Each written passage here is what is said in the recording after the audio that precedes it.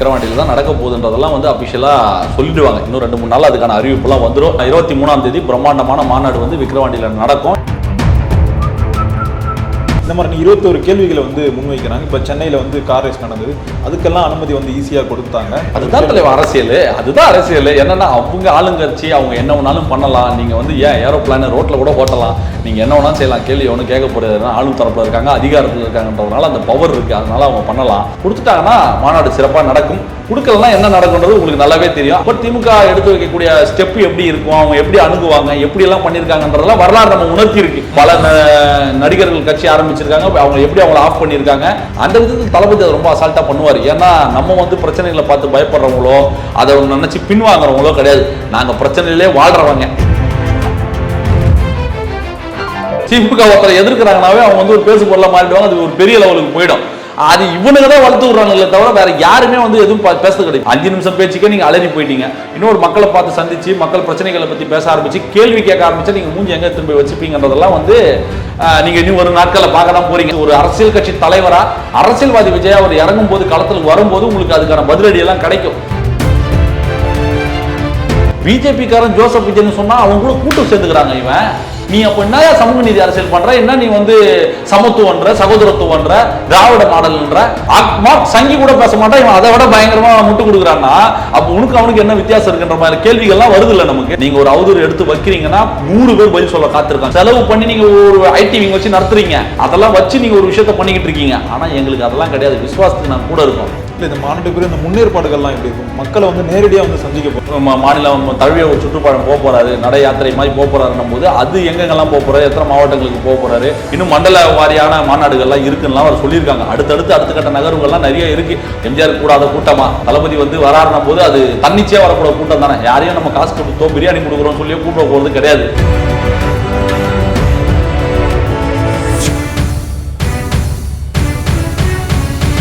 அன்பு வணக்கம். இன்றைய நமது சிறப்பு நேர்காணலில் நம்முடன் இருப்பவர் டிவிகே செய்தி தொடர்பாளர் திரு ராம்குமார் அவர்கள்.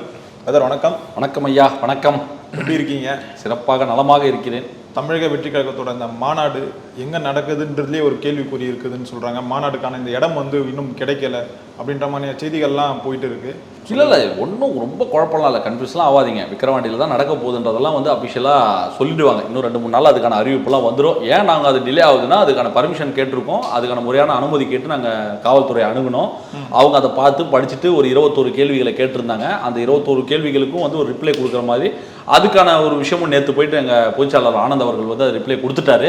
2 நாளில் சொல்கிறோன்னு சொல்லியிருக்காங்க. அவங்க 2 நாளில் சொல்லிட்டாங்கன்னா 23ஆம் தேதி பிரம்மாண்டமான மாநாடு வந்து விக்கிரவாண்டியில் நடக்கும். எத்தனை பேர் வருவாங்க, என்ன மாதிரி ஏற்பாடுகள் பண்ணியிருக்கோம், என்ட்ரி எக்ஸிட்டு, உங்களுக்கு அந்த சாப்பாடுக்கான வசதி, பார்க்கிங்கான வசதி, கிளினிக்கு என்ன மாதிரி விஷயங்கள் பண்ணியிருக்கோம், பெண்களுக்கான இருக்கைகள் எத்தனை, எவ்வளோ பேர் வருவாங்கன்றதுக்கான டீட்டெயில்டான ஒரு ரிப்ளேவாக நேற்று கொடுத்தாச்சு. அது அவங்க கன்சிடர் பண்ணி 2 நாளில் சொல்கிறோன்னு சொல்லியிருக்காங்க. இப்போது அவங்க என்ன சொல்ல போகிறாங்க, அவங்களுக்கான பதில் என்னவா இருக்குது, பர்மிஷன் கொடுப்பீங்களா மாட்டீங்களான்றதை நோக்கி வெயிட் பண்ணிக்கிட்டு இருக்கோம். இன்னும் 2 நாளில் உங்களுக்கு அதுக்கான ரிசல்ட் தெரிஞ்சிருச்சுன்னா இது வரைக்கும் தமிழ்நாடே பார்க்காத அளவிற்கான ஒரு மிகப்பெரிய மாநாடு தமிழ்நாட்டில் நடக்கும். இப்போ புதுசாக ஒரு கட்சி வந்து அரசியலுக்கு வருது, அந்த கட்சி ஒரு மாநாடு நடத்துதுன்னு சொல்லும்போது இந்த மாதிரி 21 கேள்விகளை வந்து முன்வைக்கிறாங்க. இப்போ சென்னையில் வந்து கார் ரேஸ் நடந்தது, அதுக்கெல்லாம் அனுமதி வந்து ஈஸியாக கொடுத்தாங்க. அதுதான் தலைவர் அரசியல். அதுதான் அரசியல். என்னன்னா அவங்க ஆளுங்கட்சி, அவங்க என்ன வேணாலும் பண்ணலாம். நீங்கள் வந்து ஏன் ஏரோப்ளான் ரோட்டில் கூட ஓட்டலாம், நீங்கள் என்ன வேணாலும் செய்யலாம். கேள்வி ஒன்றும் கேட்க போகிறதுனா ஆளும் தரப்பில் இருக்காங்க, அதிகாரத்தில் இருக்காங்கன்றதுனால அந்த பவர் இருக்குது. அதனால அவங்க பண்ணலாம். மற்ற கட்சிகளும் மாநாடு போடுறாங்க, அது ப்ரொசீஜர் தான் சொல்கிறாங்க. அது எல்லாருக்கிட்டையும் கேட்கக்கூடிய ஒரு கேள்வி தான். ஆனால் தளபதி பண்ணுறாருன்னும் போது அது கொஞ்சம் பேசு பொருளாக மாறி இருக்குது, செய்திகளாக மாறி இருக்குது. அது வந்து காவல்துறை தரப்பில் வந்து அது எப்போவுமே கேட்கறது தான். நீங்கள் ஒரு தெருமுனை கூட்டம் போடுறீங்க, ஒரு பிரச்சாரம் மாதிரி நீங்கள் ஒரு விஷயத்தை செய்ய போகிறீங்க, ஒரு சின்ன போராட்டம் மாதிரி பண்ண போகிறீங்கனாலே வந்து நீங்கள் கலெக்டர் அலுவலகத்திலையோ இல்லை எஸ்பி ஆஃபீஸ்லையோ இல்லை அந்த லோக்கல் போலீஸ் ஸ்டேஷன்லையோ நீங்கள் போய் அனுமதி வாங்க வேண்டியது அது முறை. அது மாநாடு மட்டும் கிடையாது. நீங்கள் ஒரு 100 பேர் சேர்ந்து செய்யக்கூடிய ஒரு தெருமுனை கூட்டத்துக்கு அந்த ப்ரொசீஜர் இருக்குன்னும் போது அது இப்போ நாங்கள் புதுசாக ஒரு மாநாடு போட போகிறோம். அது தளபதினும் போது அது நாட் ஒன்லி தமிழ்நாடு, ஆந்திராலேருந்து வருவாங்க, கேரளாலேருந்து வருவாங்க, கர்நாடகாலேருந்து வருவாங்க. இன்னும் ஃபேன்ஸ் இருக்காங்க இல்லையா, அத்தனை லட்சம் பேர் வருவாங்க. அது எப்படியெல்லாம் பாதுகாப்பு நீங்கள், ஏன்னா கொஞ்சம் மிஸ் ஆச்சுன்னா கூட ஒரு லா அண்ட் ப்ராப்ளம் வரதுக்கான வாய்ப்பு இருக்குது. அதெல்லாம் முறைப்படுத்தணும். நாளைக்கு எந்த ஒரு ப்ராப்ளம் வந்து காவல்துறை சைட்லேருந்து நாளைக்கு கெட்ட பேர் வந்துடக்கூடாதுன்றதுனாண்டி அவங்க அந்த கொஷின்ஸ்லாம் கேட்கறது ஒரு முறை தான், அது ப்ரொசீஜர். அதுவும் நாங்களும் அது ப்ரொசீஜர் படி தான் என்ன முறையோ அது என்னென்னலாம் செய்யணுமோ அதுக்கான பாதுகாப்பு ஏற்பாடெல்லாம் பண்ணி தான் நாங்கள் அதுக்கான அனுமதி கேட்டிருக்கோம். அவங்களும் கொடுப்பாங்க. அது தளபதி பண்ணுறாருன்னும் போது அது ஒரு பேசு பொருளாக மாறுது. ஒரு நாட் ஒன்லி தமிழ்நாடு, அது இந்தியா முழுக்க ஒரு பேசு பொருளாக மாறுது, செய்திகளாக மாறுது, பிரேக்கிங் நியூஸாக போடுறாங்க. ஆஹா கொடுக்கலையா பண்ணலையான்ற மாதிரிலாம் ஒரு பேசு பொருளாக மாறுது. ரியாலிட்டின்றது இதுதான். முறையான ஒரு அனுமதி கேட்டிருக்கோம். அவங்க கேள்விகள் கேட்டாங்க, நாங்கள் பதில் கொடுத்துருக்கோம். அதுக்கான பதில் வந்து காவல்துறை தரப்புலேருந்து 2 நாளில் தரேன்னு சொல்லியிருக்காங்க.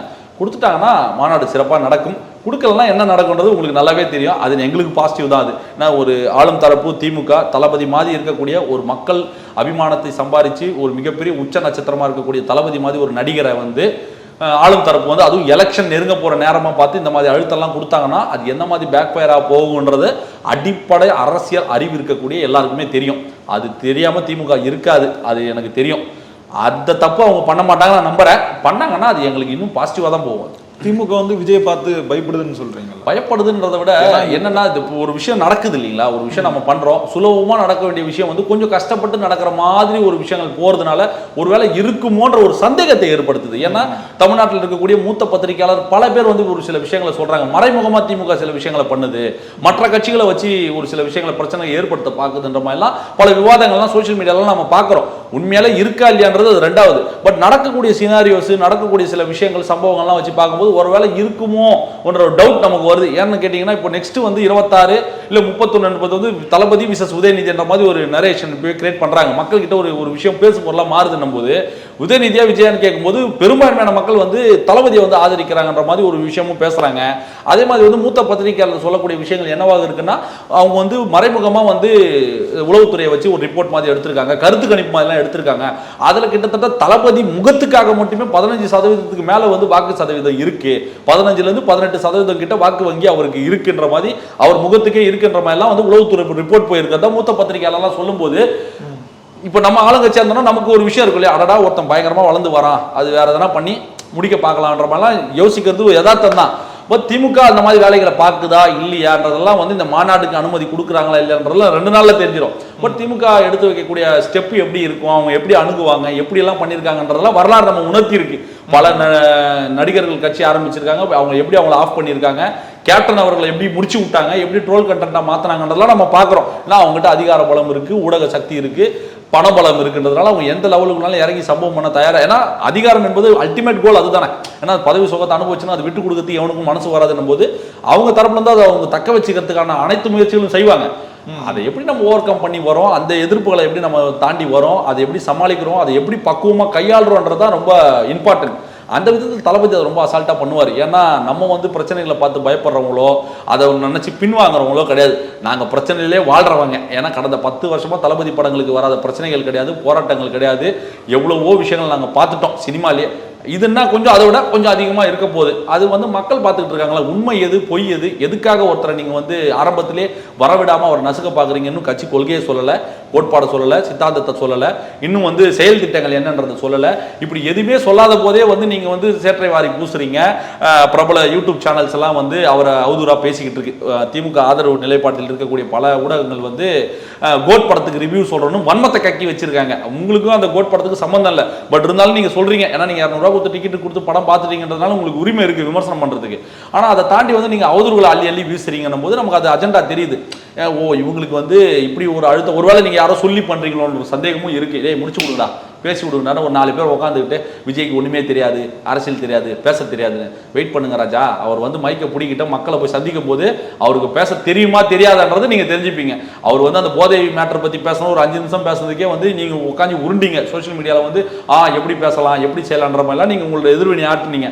5 நிமிஷம் பேச்சுக்கே நீங்கள் அலறி போயிட்டீங்க. இன்னொரு மக்களை பார்த்து சந்திச்சு மக்கள் பிரச்சனைகளை பற்றி பேச ஆரம்பிச்சு கேள்வி கேட்க ஆரம்பிச்சா நீங்கள் மூஞ்சி எங்கே திரும்பி வச்சுப்பீங்கன்றதெல்லாம் வந்து நீங்கள் இன்னும் ஒரு நாட்களில் பார்க்க தான் போறீங்க. இந்த ஒரு படம் முடிச்சுட்டு ஜனவரிக்கு பிறகு ஃபுல் ஃபோர்ஸ்டாக ஒரு பாலிடிக்ஸ், ஒரு அரசியல் கட்சி தலைவராக அரசியல்வாதி விஜய் அவர் இறங்கும் போது களத்தில் வரும்போது உங்களுக்கு அதுக்கான பதிலடியெல்லாம் கிடைக்கும். அதெல்லாம் மக்கள் பார்த்துட்டு தானே இருக்காங்க. இப்போதான் அரசியல் களம் என்பது சூடு பிடிக்க ஆரம்பிச்சிருக்கு. இப்பவே கூட்டணி அது இதெல்லாம் இப்பவே பேச ஆரம்பிச்சிட்டாங்க. அதெல்லாம் ஒரு பதற்றத்தை கொடுக்க ஆரம்பிச்சிருக்கோம் அவங்களுக்கு. என்னடா நம்ம வந்து இத்தனை பேர் கூட்டணியில் நின்னே வந்து நம்ம இவ்வளோ தான் ஜெயிச்சிருக்கோம், இவ்வளோ நம்பர்ஸ் தான் நமக்கு இவ்வளோ % தான் வந்திருக்கு. பட் எந்த ஒரு ஆதரவும் இல்லாமல் ஏடிஎம்கே ஒரு ஓட் பேங்க் இருக்கு, விஜய்க்கு இவ்வளோ மக்கள் ஆதரவு இருக்கு, சீமானுக்கு ஒரு ஓட் பேங்க் இருக்கு. இவங்கெல்லாம் ஒன்று சேர்ந்துட்டாங்கன்னா நாளைக்கு என்ன ஆகுன்ற ஒரு பயத்தையும் பதற்றத்தையும் அவங்களுக்கு உருவாக்கி இருக்கலாம். அதை வந்து எப்படி ஓவர் கம் பண்ணி வராங்க, அவங்க என்ன மாதிரி விஷயங்கள் பண்ண போறாங்கன்றதெல்லாம் நமக்கு முன்கூட்டியே தெரியும்ன்றதுனால அதுக்கான ஒரு தடுப்பணையை நம்ம இப்பயே கட்டி வச்சு அதுக்கான ரிப்ளை பதில்கள்லாம் கொடுக்கறது நாங்களும் தயாரா இருக்கோம். வெயிட் பண்ணுங்க. அரசியல் களம் இன்னும் அடுத்த வருஷத்துல சூடு பிடிக்க ஆரம்பிக்கும். அதுக்கப்புறம் உங்களுக்கு நான் ஸ்டாப்பா சம்பவங்கள் தான். இப்போ விஜய் வந்து எங்கேயுமே இன்னும் திமுக வந்து எதிர்க்கல, இன்னும் அரசியலுக்கு வந்து முழுமையா வரல. ஆனால் திமுக இருக்க ஒரு சில அமைச்சர்கள் எம்பிக்கெல்லாம் வந்து என்ன சொல்றாங்கன்னா, இப்போ கோட் படத்துக்கு வந்து முதல் காட்சி வந்து 2000 ரூபாய் 3000 ரூபாய் கொடுத்தலாம் டிக்கெட் வாங்கினாங்க ரசிகர்கள், அவங்களே வந்து காப்பாற்ற முடியல, இவர் எப்படி நாட்டை காப்பாற்ற? அதான் வந்து உங்க பேட்டியிலே வந்து நம்ம அபிராமி அண்ணன் பல பதில்களுக்கும் பதில் சொல்லிட்டார். நான் வேற சொல்லுமா, ஏன் உதயநிதி படம் வரும்போது ஏன் நீங்க அதை கேட்கல, ஏன் நீங்க உங்க கட்சி கழக தொண்டர்களுக்கு உடன்பிறப்புகளுக்கு ஃப்ரீயா கொடுத்துருக்கலாமே மாமன்னன் படத்தோட டிக்கெட்டு. அதெல்லாம் வந்து எண்ட் ஆஃப் த டே ஒரு வணிகம், ஒரு பிசினஸ். அது இவங்க பேசணுன்றதுக்காக வேற சொல்றதுக்கு என்ன இருக்கு? நீங்க அதை தவிர்த்துட்டு சொல்லுங்களேன். இந்த 2000 ரூபாய் விற்கிறாங்க 1000 ரூபாய் விற்கிறாங்கன்றத தவிர்த்துட்டு நீங்க வந்து வேற ஏதாச்சும் ஒரு அலிகேஷன் சொல்லுங்க. சொல்றதுக்கு ஒண்ணுமே கிடையாது தலைவா. நாங்கன்னா தமிழ்நாட்டுக்கு எதிரான அரசியல் நாங்க பேசுறோம். ஒண்ணு எதுவுமே பேச ஆரம்பிக்கிறதுக்கு முன்னாடி இவங்களோட பழக்கமே அப்படிதான். திமுக ஒருத்தரை கை வச்சாங்கன்னா தூக்கி விட்டுரும். திமுக ஒருத்தரை எதிர்க்கிறாங்கனாவே அவங்க வந்து ஒரு பேசு பொருளா மாறிடுவாங்க. அது ஒரு பெரிய லெவலுக்கு போயிடும். அது இவனுங்க தான் வளர்த்து விடுறாங்களே தவிர வேற யாருமே வந்து எதுவும் பேசுறது கிடையாது. அதிமுக எதனா வாய் திறக்குதா? பாஜக எதனா வாய் திறக்குதா? பாட்டாளி மக்கள் கட்சி எதனா சொல்லுதா? சீமான் அவர்கள் எதனா சொல்றாங்களா? யாருக்குமே எதுவுமே தோணல. யாருக்கும் எந்த பிரச்சனையும் இல்லை. ஏன்னா இவங்களுக்கு வந்து ஆட்சி போயிடுமோன்ற ஒரு பதட்டமும் பயமும் இருக்கிறதுனாலதான் வந்து மறைமுகமா அவங்க வேற ஏதாவது வேலையை பார்த்துக்கிட்டே இருக்காங்க. இவங்க வந்து இணைய ஊப்பிக்கள் வந்து தேவையில்லாத வந்து தளபதி அவர்கள் மேல அவதூறுகளை பரப்பிட்டு இருக்காங்க. எடுப்படாது தலைவா, களத்துல இதெல்லாம் சுத்தமா எடுப்படாது. புதுசா ஒரு கட்சி வருதுன்னா யார் ஆளுங்கட்சியா இருக்காங்க அவங்களை எதிர்த்து கமலுக்கே இது தானங்க பண்ணாங்க. அவங்க கமலஹாசன் அவர்கள் கட்சி ஆரம்பிக்கும் போது என்ன பண்ணாங்க? இதே அவதூறு. ரஜினிகாந்த் அவர்கள் கட்சி ஆரம்பிக்கும் போது என்ன பண்ணாங்க? சங்கின்னாங்க. இங்க சங்கி எல்லாம் சொல்றதுக்கு உங்களுக்கு வாய்ப்பு இல்லை. ஏங்க பிஜேபி காரன் ஜோசப் விஜய்னு சொன்னா அவங்க கூட கூட்டம் சேர்ந்துக்கிறாங்க. இவன் நீ அப்ப என்னயா சமூக நீதி அரசியல் பண்ற, என்ன நீ வந்து சமத்துவன்ற சகோதரத்துவன்ற திராவிட மாடல்ன்ற, அவன் ஜோசப் விஜய்னு சொன்னா நீயும் அதே டோம்ஸ்ல பேசுறான். இவனும் பாத்தீங்களா, கொடியில வந்து ஜாதி கட்சி இருக்கு, இது ஏன் இருக்கு, அது ஏன் இருக்குன்னு சங்கி கூட பேச மாட்டான். இவன் அதை விட பயங்கரமா முட்டு கொடுக்குறான்னா அப்ப உனக்கு அவனுக்கு என்ன வித்தியாசம் இருக்குன்ற மாதிரி கேள்விகள்லாம் வருது இல்லை நமக்கு சோசியல் மீடியால பார்க்கும்போது. இவங்க சமயத்துக்கு ஏற்ற மாதிரி மாத்தி மாத்தி உருட்டுவாங்க. அவங்க இடத்துக்கு ஒரு ஆபத்து வந்துச்சுன்னா அவங்க எந்த லெவலுக்கு இறங்குவாங்கன்றதெல்லாம் நாம காலாகாலமா பார்த்துக்கிட்டு இருக்கோம் சோசியல் மீடியால. நாங்க இதெல்லாம் அசால்ட்டா லெப்ட் ஹேண்ட்ல டீல் பண்ணிட்டு போவோம். பத்திரிகையாளர்களை இறக்குறது உள்ள, அதாவது அனுபவம் மூத்த பத்திரிகையாளர்கள் உள்ள இறக்கி விஜய்க்கு ஒண்ணுமே தெரியாது, அறிவுரை சொல்றவங்க வந்து தப்பான ஆட்கள். அதுக்கப்புறம் வந்து என்ன சொல்லிட்டு இருந்தாங்க, அவரை பத்தி பேசினா வியூஸ் போவாது. யோ, அவர் படம் கலெக்ஷனை பார்த்துமாயே நீ இன்னும் பேசிக்கிட்டு இருக்க, வியூஸ் போவாது லைக் வராதுன்றதெல்லாம். அவர் முகத்தை அப்படி காட்டினாலே மில்லியன் கணக்கில் வியூஸ் போய்கிட்டு இருக்கு. இவர் என்னடா வந்து நீங்களே வந்து விஜய் பத்தி பேசினால தான் உங்க வீடியோக்கு வியூஸ் போகுது. ஏன் நீங்க ஐயா ஸ்டாலின் பத்தியோ உதயநிதி பத்தியோ அண்ணன் எடப்பாடி பத்தி சீமான் பத்தி பேசினா 5000 வியூஸ் போகுமா? நீங்க விஜய் என்ற வார்த்தையை பேசுறீங்க. நீங்க திட்டி பேசினாலோ இல்ல நீங்க ஆதரிச்சு பேசினாதான் உங்களுக்கே வியூஸ் போகுது. விஜய் என்ற வார்த்தையை பயன்படுத்தினால தான் உங்க வீடியோக்கே வியூஸ் போகுது. புரியுதுங்களா? நீங்க ஏன் அவர் வந்து நீங்க அவரை பத்தி டச் பண்ணா மற்ற வீடியோக்கள் பத்தி எல்லாம் போய் பாருங்களேன், ஒரு 5000 2000 வியூஸ் கூட போயிருக்காது. நீங்க ஒண்ணு ஆதரிச்சு பேசணும், இல்ல எதிர்த்து பேசணும். தவிர்த்துட்டு உங்களால இனி தமிழ்நாட்டில் அரசியல் செய்யவே முடியாதுன்றத வந்து கூடிய விரைவில் இவங்க புரிஞ்சுப்பாங்க. அதுக்கான நாட்கள் நெருங்கிக்கிட்டே இருக்கு. வரும் நாட்களை பாருங்க. இது என்ன, இதுக்கு மேலே நிறைய விஷயங்கள் நடக்க போகுது. இந்த வியூஸ், இந்த கூட்டம், இந்த ரசிகர் பலம் எல்லாம் ஓட்டா வந்து நிச்சயமாங்க ஐயா. இப்ப என்னன்னா இந்த 50 வருஷமா வந்து அதே திமுக இருக்க ஒரு எம்பி சொல்றாரு, விஜயகாந்த் கூடாத கூட்டமா விஜய்க்கு வந்து கூட்டிட்டு போகுது. அதுதான் இப்போ விஜயகாந்தோட நிலைமை வந்து எப்படி இருந்து, அந்த கட்சியோட நிலைமை எப்படி மாத்தினது யாருங்க? அவர் உடல்நிலை சரியில்லை, அவர் இறந்துட்டார். அதனால நம்ம அதை பத்தி பேச வேண்டாம். நானே வந்து விஜயகாந்த் அவர்களை ட்ரோல் பண்ணியிருக்கேன், நானே வந்து எல்லாம் பண்ணியிருக்கேன். நான் இல்லை, நான் யோகி எல்லாம் சொல்ல வரல. அந்த டைம்ல வந்து இந்த மீடியா வந்து காட்டின விஷயங்கள் என்ன, அவர் என்ன மாதிரி ஒரு ப்ரொஜெக்ஷன் பண்ணாங்க நம்ம கிட்ட, மக்கள் கிட்ட கொண்டு வந்து குடிகாரன் அடிக்க வராரு, நேர்மையான ஒரு மனிதர் அவர். அதுக்கப்புறம் தான் நமக்கு தெரியுது அவர், அதாவது கோபம் இருக்கிற இடத்துல தான் குணம் இருக்குன்னு சொல்லுவாங்க. அந்த மாதிரி வந்து அவர்கிட்ட இருக்க கோபம் நியாயமானதா வந்து இப்போ படுது நமக்கு. அந்த டைம்ல படல. இன்னைக்கு இருக்கிற மீடியாக்கள் எல்லாமே வந்து அந்த கவன் படத்துல கூட ஒரு சொல்லுவாங்க, ஒருத்தர் எப்படி ஏற்றி விடணும் எப்படி இறக்கி விடணுன்றதுல கேவி ஆனந்த் அவர்கள் வந்து பட்டாசா பேசியிருப்பார் அந்த படத்துல, விஜய் சேதுபதி படத்துல. அந்த மாதிரி சில விஷயங்கள்ல தான் வந்து மீடியாக்கள் எல்லாருமே ஒன்று சேர்ந்து அவர் டம்மி ஆக்கணும். ஏன்னா ஏங்க சட்டசபையில நின்று சும்மா நாக்க கட்சி பேசினவங்க யாருங்க இருக்காங்க இன்னைக்கு? ஒரு அவங்க தயவுல தான் நம்ம வந்திருக்கோம், அவங்க கட்சி கூட்டணியில் தான் நம்ம வந்திருக்கோம், 25-30 எம்எல்ஏக்கள் நம்ம ஜெயிச்சிருக்கோம் தெரிஞ்சு கூட நியாயத்துக்காக குரல் கொடுத்தவர் அண்ணன் கேப்டன் அவர்கள். அப்படி வந்து நியாயம் எந்த பக்கம் இருக்கோ அதை பத்தி தான் பேசுவார் தவிர அநியாயமா அவர் எங்கேயுமே யாருக்காகவும் எதிராலாம் பேசுறது கிடையாது. அப்படி இருக்கும்போது அவரை இந்த மீடியாக்கள் என்ன மாதிரி காட்டிச்சு இவங்க. அதுதான் நான் சொல்ல வரேன். இவங்க திரும்ப திரும்ப வந்து என்னன்னா, விஜயகாந்த் பண்ண மாதிரியோ, கமலஹாசன் அவர்களை பண்ண மாதிரியோ, சரத்குமார் அவர்களை பண்ண மாதிரியோ, மற்ற கட்சிகள்லாம் வந்து தூக்க விடாம அப்படியே தட்டி தட்டி கொட்டி கொட்டி கீழே அவங்க புதைச்சிட்டாங்க. நீங்க அப்படியெல்லாம் வந்து புதைக்க முடியாது. புதைச்சாலும் இது விதை சும்மா அப்படி போட்டு வச்சிருக்கோம் தமிழ்நாடு முழுக்க. அப்படி மரமா வளர்ந்து இன்னைக்கு கட்டமைப்பாவே வந்து பயங்கரமா ஸ்ட்ராங்கா நாங்க ரெடி பண்ணி வச்சிருக்கோன்றதுனால அவ்வளோ சாதாரணமாலாம் இந்த கூட்டத்தை நீங்க அசைச்சு பாத்திர முடியாது. இது கூலிகளுக்கு காசுக்கு வேலை செய்யும் கூட்டம் இது கிடையாது. விசுவாசத்துக்காக அவர் கூட இருக்கிற கூட்டம். நீங்க எப்படி அன்பு உடன்பிறப்புகளே சொல்றீங்களோ நாங்க அவரை உயிரா நேசிக்கிறோம், அவர் உயிருக்கு உயிரா நாங்க பாக்குறோம். இந்த கூட்டத்தை வந்து உங்களால அவ்வளவு சாதாரணமா கடந்து போயிட முடியாது. நீங்க ஒரு அவதூறு எடுத்து வைக்கிறீங்கன்னா 100 பேர் பதில் சொல்ல காத்திருக்கான் சோசியல் மீடியா. லட்சக்கணக்கான பேர் சோசியல் மீடியால இருக்கான். நீங்க வந்து செலவு பண்ணி நீங்க ஒரு ஐடி விங் வச்சு நடத்துறீங்க. கரண்ட் பில்லு, வீட்டு வாடகை, கம்ப்யூட்டர் சொல்லி ஒரு ஐடி விங் செட்டப்பே இருக்கு, ஒரு அதிகார பலமே இருக்கு. அதெல்லாம் வச்சு நீங்க ஒரு விஷயத்த பண்ணிக்கிட்டு இருக்கீங்க. ஆனா எங்களுக்கு அதெல்லாம் கிடையாது. விசுவாசத்துக்கு நாங்க கூட இருக்கோம். புரியுதுங்களா? விசுவாசமா பணபலமான்னு பார்க்கும்போது கடைசியில் விசுவாசம் தான் ஜெயிக்கும். நீங்க மற்ற நடிகர்களை பண்ண மாதிரிலாம் வந்து தளபதியை அசைச்சு பார்க்க முடியாது. அது மக்கள் அவரை எந்த அளவுக்கு கொண்டாடுறாங்கன்றதை வந்து நீங்க 26ல பார்க்க போறீங்க. மிகப்பெரிய ஒரு சம்பவமே இருக்கு. 26 தான் மெயின். அதுக்கான வேலைகள் தான் இப்போ நாங்கள் பார்த்துட்டு இருக்கோம். மக்களை சந்திக்க போறோம், கொள்கைகளை சொல்ல போறோம். ஏன்னா நம்ம வந்து வெறும் விஜய் என்ற அந்த திரை பிம்பத்தை மட்டுமே வச்சு ஜெயிச்சிடலாமா? இதெல்லாம் ஒரு பகல் கனவெல்லாம் காணல. எங்களுக்கும் ரியாலிட்டி தெரியும். அவங்க எந்த லெவலுக்கு அடி வேறு உரலும் போயிருக்குன்றதுல எங்களுக்கு தெரியும். அந்த லெவலுக்கு நம்மளும் இறங்கி அலசினாதான் அது அரசியல்னும் போது அந்த கிரவுண்ட் ரியாலிட்டி என்னன்றது நமக்கு நல்லா தெரியுன்றதுனால அந்த லெவலுக்கு நாங்களும் போக போறோம். எங்களுக்கு கிளை செயலாளர் வரைக்கும், வார்டு மெம்பர் வரைக்கும் எங்ககிட்டயே ஆட்கள் இருக்கு. நாங்கள் அந்த அளவுக்கு கிரவுண்ட் ஒர்க்லாம் ஒர்க் பண்ணி வச்சிருக்கோம், கட்டமைப்பும் பலப்படுத்தி வச்சிருக்கோன்றதுனால நாங்களும் மக்களை சந்திக்க தான் போறோம். நாங்களும் எங்கள் கொள்கைகளை சொல்ல போறோம். மக்கள் முடிவு பண்ணிட்டோம். இப்போ மாநாடுனால இந்த மக்கள் கூட்டம் வந்து எப்பவுமே அதிகமாக தான் இருக்கும். அதுதான் நம்ம பொறுத்த வரைக்கும் மாநாடுன்னே சொல்லுவோம். இப்போ தளபதியோட இந்த மாநாட்டுக்கு வந்து வெறும் 1 லட்சம் பேருக்கு தான் அனுமதின்னு சொல்றாங்க. இல்ல அதுதான் அது எனக்கு அதுக்கு டீடைலா தெரியல. ஒரு 10 லட்சம் பேருக்கான அந்த அனுமதி இல்ல. நிச்சயமா என்னன்னா அந்த இடமே வந்து ஒரு 5 லட்சம் பேர் கூடக்கூடிய ஒரு கெப்பாசிட்டி இருக்கக்கூடிய ஒரு இடம் தான் அது. நம்ம வந்து 1 லட்சம் பேர் வருவாங்கன்னு நாங்க எதிர்பார்க்கிறோம். ஆனா வந்து ஒரு 2 லட்சம் பேர் 3 லட்சம் பேர் வந்தாலும் அது தாங்குமான்ற ஒரு கேள்வி இருக்கு. அது தாங்கக்கூடிய ஒரு இடம் தான். அதுக்கான கெப்பாசிட்டி இருக்கு. பார்க்கிங் வசதிகளோட தான் அது ரெடி பண்ணிருக்காங்க. அதனாலதான் அந்த இத்தனை நாட்கள் ஆச்சு உங்களுக்கு அது ரெடி பண்றதுக்கு.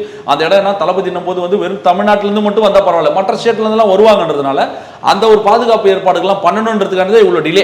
அது இப்போ ஒரு ஃபைனல் ஆகிருக்கு. 1 லட்சம் பேர் நாங்கள் எதிர்பார்க்குறோம். அது 2 லட்சம் பேர் 3 லட்சம் பேர் வந்தாலும் யாருக்கும் எந்த ஒரு இடையூறும் இல்லாமல், பொதுமக்களுக்கு எந்த ஒரு இடையூறும் இல்லாமல் பாதுகாப்பான முறையில் இந்த மாநாடு நடக்கணுன்றதுல ரொம்ப கவனமாக இருக்கிறோம். அதுக்கான ஏற்பாடுகள்லாம் தான் போய்கிட்டு இருக்கு. உங்களுக்கு அந்த எண்ட் ஆஃப் த டே தான் தெரியும் எத்தனை லட்சம் பேர் வராங்க, எவ்வளோ எத்தனை க்ரௌடு வருது, எப்படி ஒரு மாசான ஒரு நிகழ்வாக அது நடக்க போகுதுன்றது வந்து நம்ம காலத்தை கணிக்கக்கூடிய சக்தி நம்ம கிட்ட இல்லை. அது பொறுத்து இருந்து தான் பார்க்கணும். 23ஆம் தேதி உங்களுக்கு அது நிச்சயமா தெரிஞ்சிடும். ஆனால் நீங்க சொல்லுங்க, ஓப்பனா மனசை தொட்டு சொல்லுங்க, 1 லட்சம் பேர் மட்டும் தான் தமிழ்நாட்டில் விஜய்க்கு ரசிகர்கள் இருக்காங்களா? இல்லை, அதுதான் நான் கேட்குறேன். ஏன் குறிப்பிட்ட இதுல வந்து பண்ணணும்னு கேட்குறேன். அதுதான் சொல்றேங்க. அரசியல்னு வந்துட்டா எல்லாமே நம்ம பார்த்து தான் ஆகணும். பாதுகாப்பு முறைகள் இருக்கு. எங்கேயாச்சும் ஒரு இடத்துல ஒரு குறை நடந்தாலும் நல்லதெல்லாம் விட்டுட்டு அந்த ஒரு புள்ளியை தான் எடுத்து வச்சு நீங்க பேசுவீங்க. ஆஹா இப்படி பண்ணிட்டாங்க, இப்படி நடந்துருச்சு விஜய்க்கு, ஏன்னா ஆரம்பமே இப்படி இருக்குன்ற மாதிரி நீங்க குறைகளை மட்டுமே எடுத்து பேசக்கூடிய ஊடகங்கள் தான் இன்னைக்கு அதிகம் இருக்கு. பாசிட்டிவோட நெகட்டிவ் ரொம்ப அதிகமா போய் சேருது இன்னைக்கு. எந்த இடத்துலையும் எந்த குறையும் நீங்க மாணவர்கள் விருது வழங்கின விழாவே நீங்க பார்த்துருப்பீங்க. எந்த அளவுக்கு அழகா கொண்டு போய் நாங்க பண்ணோன்றதை நீங்க பார்த்துருப்பீங்க. அப்படி எந்த ஒரு பிரச்சனையும் யாருக்கும் வந்துடக்கூடாது, கிளீனா நடக்கணுன்றதுக்காக தான் ஒவ்வொன்றும் பார்த்து எங்க தளபதி அவர்கள் பண்ணிக்கிட்டு இருக்காரு. அதனால வந்து இந்த 1 லட்சம் 2 லட்சம் இந்த நம்பருக்குள்ளெல்லாம் வந்து எங்க தளபதி நீங்க சுருக்க நினைக்காதீங்க. கோடிக்கணக்கான பேர் தமிழ்நாட்டில், ஏன்னா வீட்டுக்கு 3 பேர் இருக்கான் இன்னைக்கு.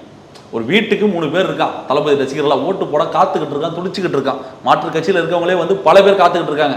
தளபதி பேசுகிறோம், நாங்கள் வந்து அவருக்கு ஓட்டு போகிறதுக்கு தயாராக இருக்கோன்ற மாதிரி மாற்று கட்சியினரே வந்து காத்துக்கிட்டு இருக்காங்கன்ற போது அது நான் கேள்விப்படுறேன். நிறைய பேர் என்கிட்டயே நேரடியாக நமக்கு களத்தில் நம்ம இருக்கோம், நிறைய பேர்கிட்ட சந்திக்கிறோம், நிறைய பேர்கிட்ட பேசுகிறோம் போது வரட்டும்பா அண்ணன் வரட்டும்பா தம்பி வரட்டும்பாலாம் சொல்கிறாங்க. அதெல்லாம் வந்து அவர் மாநாட்டுக்கு பிறகு அவர் மக்களை வந்து சந்திக்கும் போது அது எழுச்சி இருக்கு இல்லையா, மக்கள்கிட்ட அந்த எழுச்சி வரும். சொல்லுவாங்களா போர் வரட்டும்னு வரல, அந்த போர் வந்து உங்களுக்கு ஜனவரிக்கு அப்புறம் ஆரம்பிக்கும் பாருங்க. இல்லை, இந்த மாநாட்டுக்கு பிறகு இந்த முன்னேற்பாடுகள்லாம் எப்படி இருக்கும்? மக்களை வந்து நேரடியாக வந்து சந்திக்க போகிறோம். அதுதான் அது இப்போ பாதுகாப்பு முறையெல்லாம் நம்ம முக்கியமாக பார்க்கணும். ஏன்னா அவர் வந்து சும்மா சாதாரணமாக ஒரு இடத்துக்கு போராடணும் போதே வந்து ஆயிரக்கணக்கான மக்கள் கூடுறாங்கன்னும் போது எப்படியான விஷயங்கள் பண்ண போகிறது, சுற்றுப்பயணம்லாம் போகிறதா ஒரு தகவல்லாம் இருக்குது. மாநிலம் தழுவிய ஒரு சுற்றுப்பயணம் போக போகிறாரு, நடை யாத்திரை மாதிரி போக போகிறாருன்னும் போது அது எங்கெங்கெல்லாம் போக போகிறாரு, எத்தனை மாவட்டங்களுக்கு போக போகிறாரு, அதுக்கான பாதுகாப்பு ஏற்பாடுகள் என்ன, ஸ்டேஜ் மாதிரி போடுறாங்களா, இன்னும் மண்டல வாரியான மாநாடுகள்லாம் இருக்குன்னா அவர் சொல்லியிருக்காங்க. அடுத்த கட்ட நகர்வுகள்லாம் நிறைய இருக்குது. அதுக்கான முறையான அறிவிப்புலாம் உங்களுக்கு அப்டேட்லாம் வரும்னு வச்சிங்களேன். பாதுகாப்பு ஏற்பாடுகளோட தான் பண்ணியிருக்காங்க. பட் அதையும் தாண்டி எம்ஜிஆருக்கு பிறகு ஒரு மக்கள் எழுச்சி இருக்கக்கூடிய ஒரு 3 எழுத்து மந்திரம் அந்த பாட்டிலே நீங்கள் பார்த்துருப்பீங்க. கட்சி பாடலே வந்து மீண்டும் வந்து அந்த 3 எழுத்து மந்திரம் ஒழிக்கும்னு சொல்லியிருக்காங்க. எம்ஜிஆர் கூடாத கூட்டமா எங்கள் தளபதி வந்து வராருன்னும் போது அது தன்னிச்சையாக வரக்கூட கூட்டம் தானே. யாரையும் நம்ம காசு கொடுத்தோ பிரியாணி கொடுக்குறோம்னு சொல்லியோ கூப்பிட போகிறது கிடையாது. நம்மளா இப்போ இங்கே வராருன்னும் போது நம்ம எழுச்சி நமக்காக தோணும், அங்கே வராரப்பா தளபதி வாங்கப்பா போலான்ற ஒரு உணர்வோட கூடக்கூடிய கூட்டம் தான் நம்ம தளபதிக்கு இருக்கிறதுனால நிச்சயமா அந்த பாதுகாப்பு ஏற்பாடுகள்லாம் மனசுல வச்சுக்கிட்டு, ஏன்னா பப்ளிக்கும் எந்த டிஸ்டர்பும் வந்துடக்கூடாது. ஏன்னா மற்ற கட்சி தலைவர்கள்லாம் போறாங்கன்னும் போது அந்த இடத்துல மட்டும்தான் ஒரு கூட்டம் இருக்கும்.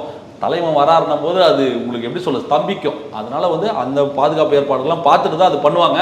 பார்ப்போம், வேற வழி கிடையாது. அரசியலும் வந்துட்டோம். நீங்க என்ன அடி உத என்ன பட்டாலும் கேப்டன் விஜயகாந்த்லாம் அப்படி போய் மக்களை கட்டி பிடிப்பாரு. அப்படி துண்டை எடுத்து சுத்தினார்தான் அப்படி இருக்கும். ஒரு கம்பீரமா சிங்கம் மாதிரி களத்தில் நிற்பாரு.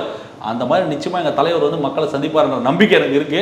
அது பொறுத்து தான் நம்ம பார்க்கணும். இப்போ கோட் படம் வந்து ரிலீஸ் ஆகி மக்கள் மத்தியில் ஒரு மிகப்பெரிய ஒரு வெற்றியை வந்து பெற்றிருக்குன்னு சொல்லலாம். படத்தில் வந்து நிறைய ரெஃபரன்ஸ் வந்து இருந்தது. ஒரு சைடு வந்து ரஜினி சாரோட பாட்டு இருந்தது, கமல் சாரோட ரெஃபரன்ஸ் அதிகமாக இருந்தது, ஷாருக் கானோட ரெஃபரன்ஸ் இருந்தது, சூர்யா சாரோட அந்த கங்கா போஸ்டர் வந்து இருந்தது, அஜித் சாரோட அந்த சீன்லாம் ரொம்ப பிரம்மாண்டமாக இருந்தது.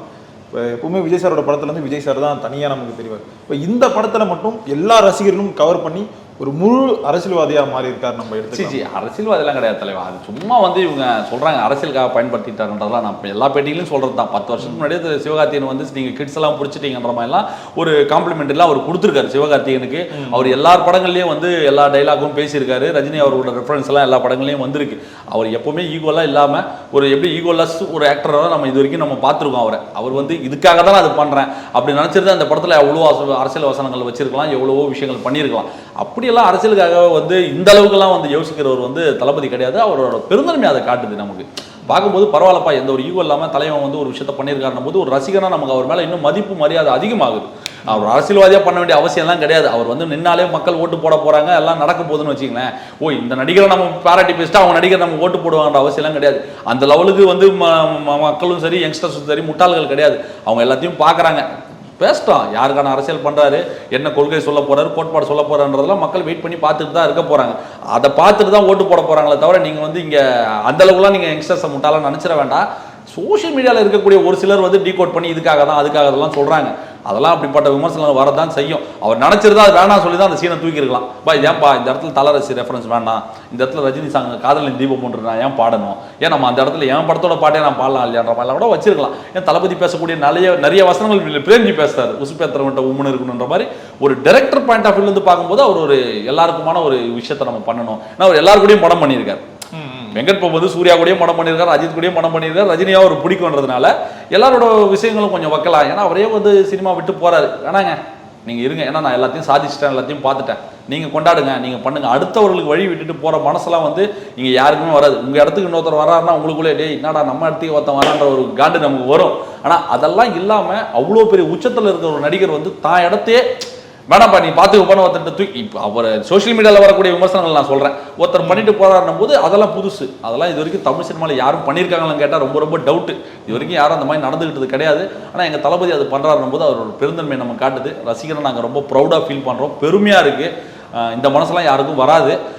அவருக்கு வந்திருக்கு, அவர் பண்றாரு. இதுதான் எங்க தளபதி, இதுதான் உண்மையான தளபதி விஜய், இதுதான் ரியல் லைஃப்ல ஹீரோன்னுவாங்க. இது இப்படிதான் அவர் கிரவுண்ட்லயே இருப்பார். நீங்க அந்த ப்ளூ பஸ்லாம் பார்த்துருப்பீங்க. அவர் எவ்வளவு இணக்கமா எவ்வளவு ஜாலியா இருக்கக்கூடிய மனிதர். நிறைய பேர் சொல்லுவாங்க அவர் இன்டர்வர்ட், ரொம்ப அவ்வளவு சீக்கிரம் பேச மாட்டார், பழக மாட்டார்ன்றதெல்லாம்.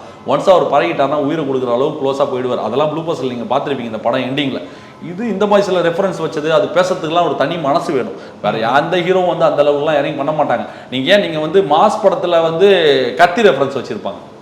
நீங்க நல்லா பாருங்க, அந்த இவரு நம்ம வெங்கட் பிரபு இயக்கிய மாஸ் படத்திலே வந்து இந்த கத்தி சூர்யா காட்டுவர ஒரு கத்தி பிஜிஎம் வரும்.